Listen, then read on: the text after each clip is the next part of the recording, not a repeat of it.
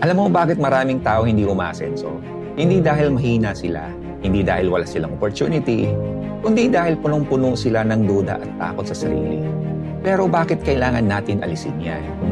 Una, doubt kills potential. Kahit gaano ka kagaling, kahit gaano ka katalentado, ikaw mismo hindi naniniwala sa kaya mo, hindi ka gagalaw, hindi ka magsisimula, lalong-lalo na hindi ka lalaban. Pangalawa, fear paralyzes you.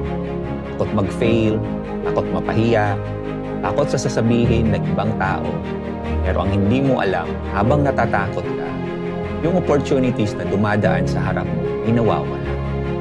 Pangatlo, walang taong naging successful na walang risk. Lahat ng achievers dumaan sa takot. Pero ginagawa nila kahit natatakot sila. Yun ang difference. Hindi sila fearless. They are brave.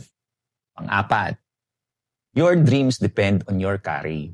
Kung maliit ang courage mo, maliit ang pangarap na kaya mong abutin. Pero kapag na-overcome mo ang fear at doubt, bigla kang nagiging unstoppable. Panglima, sarili mo ang tunay mong kalaban. Hindi ang environment, hindi ang ibang tao, kundi yung boses sa loob mo na nagsasabing, hindi mo kaya. Baka mag-fail ka, baka pagtawanan ka. Pero ito ang totoo.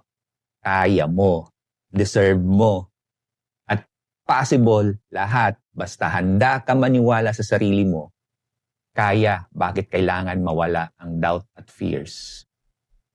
Kasi ito ang pinakamalaking humahadlang sa future mo. Kung gusto mong mag-level up, kung gusto mong abutin ang pangarap mo, kailangan mong kalabanin ang sarili mong takot. At tandaan mo ito, ang tapang hindi ibig sabihin walang takot.